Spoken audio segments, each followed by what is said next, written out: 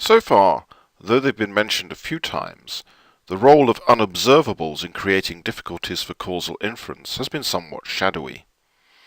I now want to say a little more about them in the context of discussing a technique for dealing with one of the consequences of them, so-called selection models. Just as with IV estimation, my aim is not to tell you everything you need to know, but to give you a general idea of what is going on when such models appear in papers that you might be asked to read. The best way to approach this is through an example. Let's imagine the following scenario, which is not so far from reality as you might imagine. Oxford University's admissions tutors wish to estimate the relationship between the entrance examination mark of undergraduate applicants and the average grade in their final honours school exams. Oxford gets about 19,000 applications a year to read for BA and BSc degrees, and of these applicants, about 1 in 6 are admitted. Let's assume that the good, or bad fairy, has arranged the world so that final honours school grades are generated by the following equation.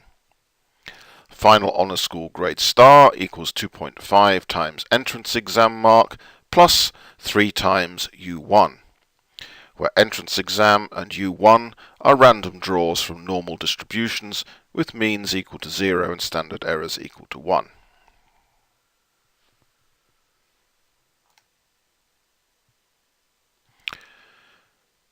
This year, the relationship between final honours school grade star and entrance exam, if Oxford University's admissions tutors were able to observe it, would look like this. The estimated beta coefficient, the slope coefficient for the regression, is equal to 2.536, and that corresponds pretty closely with the good or bad fairies data generation model. But of course the admissions tutors do not observe this, because they can only know the final honours school grades of those that they actually admit to the university. Imagine, as some of them apparently believe, that admissions tutors were blessed with perfect foresight. Their judgment is in fact so good that they never admit anyone who would get less than the average final honours school grade star. If this is the case, then they only admit applicants above the red horizontal line in the scatter graph.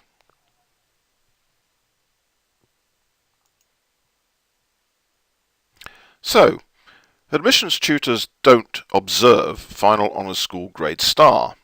What they observe is final honours school grade, which is the grade that those who are actually admitted eventually achieve. This is something a bit different.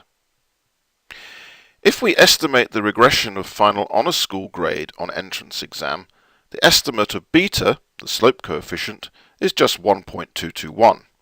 That's quite a lot lower than our previous estimate.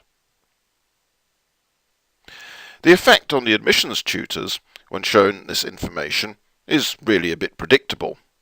They feel nervous. Could it be that their gifts of clairvoyance have deserted them? It gets worse. Student radicals, long suspicious of the elitist nature of the entrance exam, urge the university to abandon it on the grounds that it's a poor predictor of final honours school grade.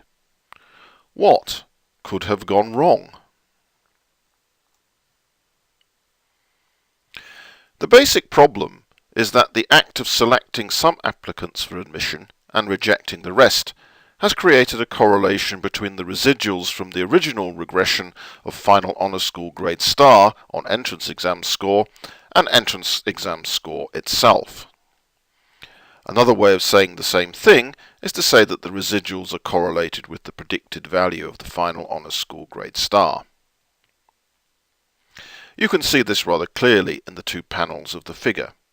Students with relatively low entrance exam scores have, on average, relatively large positive residuals. Perhaps they're charming and know how to get the best teaching out of their tutors. The problem is that charm is unobserved and that it's uncorrelated with entrance exam score in the parent population. In fact, you should now be thinking, I've seen this before. You have indeed, for you met it when I explained the consequences of conditioning on a collider variable.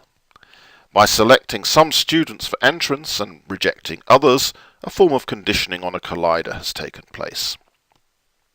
This then raises the question, is there anything we can do with the selected sample that will enable us to recover the relationship between FHS grade star and entrance exam in the parent population? It turns out that the answer is perhaps, if we're prepared to make some assumptions. There are, as ever, no free lunches in social science. I'm going to construct a little simulation. Let's begin with a more realistic model of the censoring mechanism.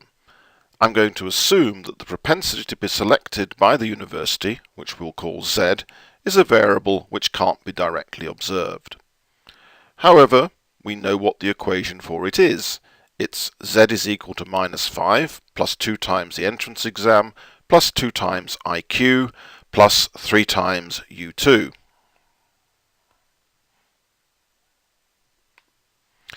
The numbers in this equation have simply been chosen so about the right proportion, about 1 in 6 of the prospective students gain entrance to the university.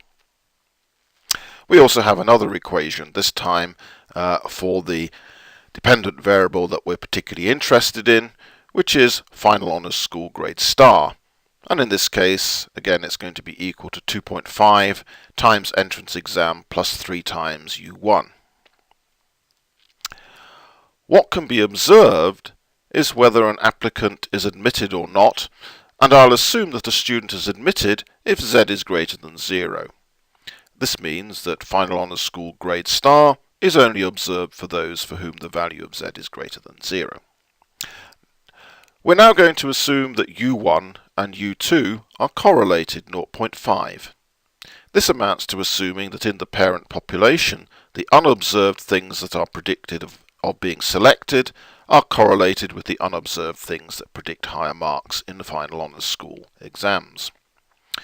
This doesn't seem completely unreasonable. Perhaps charm, as well as getting you better teaching, also increases your chances of doing well in the entrance interview.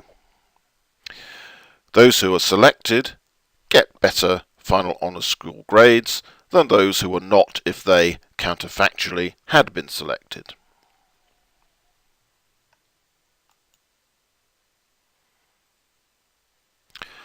What we have then is really a missing or omitted variables problem. If we could control for the missing variables, then we would have a solution.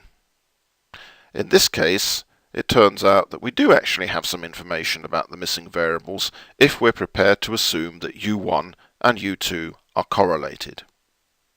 We can use that information to correct the estimate that we get from the selected sample. This was in essence the Nobel Prize winning economist James Heckman's key insight.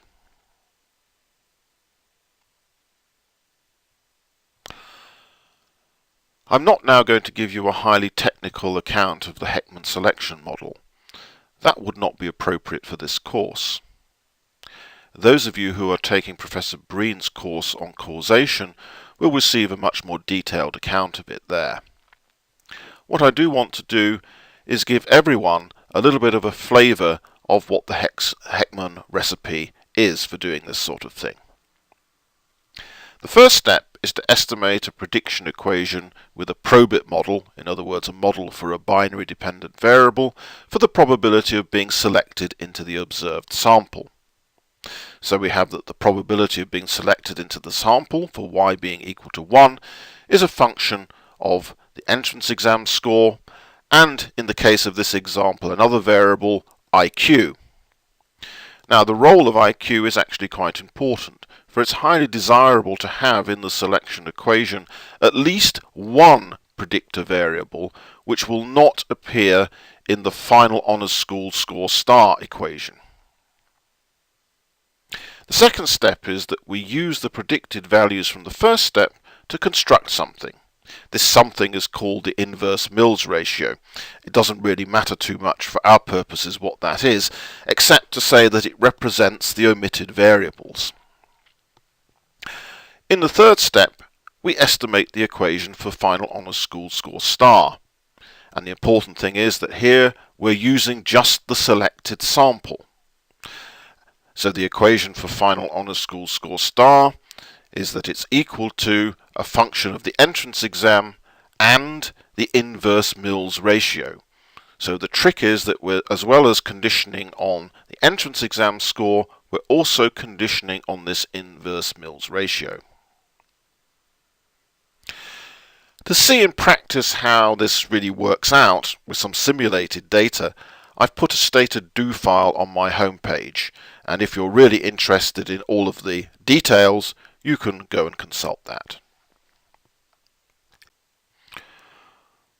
What I want to do now is find out whether the procedure that I've just sketched can recover from the selected sample the relationship between final honours school grade star and entrance exam that exists in the parent population. Here's a regression that uses my simulated data. You can see that there are 19,000 observations, and I've estimated the regression of final honours school grade star in this parent population on entrance exam score. Now we know, because it's the way that I constructed it, that the coefficient in the parent population is equal to 2.5. In the estimate here, as you can see, it's equal to approximately 2.4.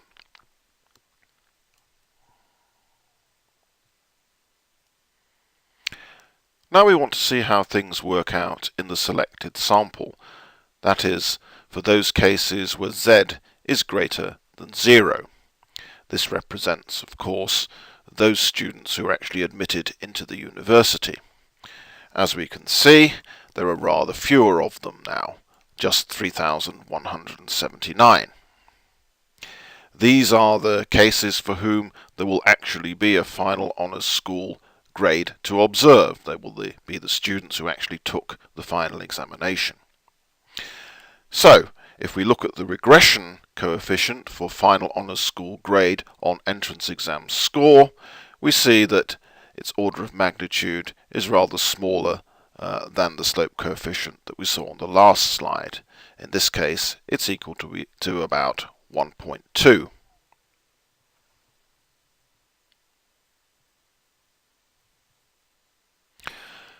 Now we're going to see whether or not the magic works.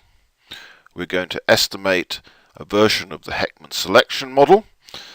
We're going to estimate it on the sample of students who are actually admitted into the university. As you can see, we've got 3,179 observations again, exactly the same sample as we had in the previous slide. These are the observations, the students, for which we would actually have observed the final honours school grade. What we're interested in is the coefficient for the entrance exam score. We can see that down here. In this model, it's estimated to be approximately 1.9. That's clearly a much better estimate of the relationship in the parent population to the one that we got in the previous slide, where we simply used a rather naive estimation approach.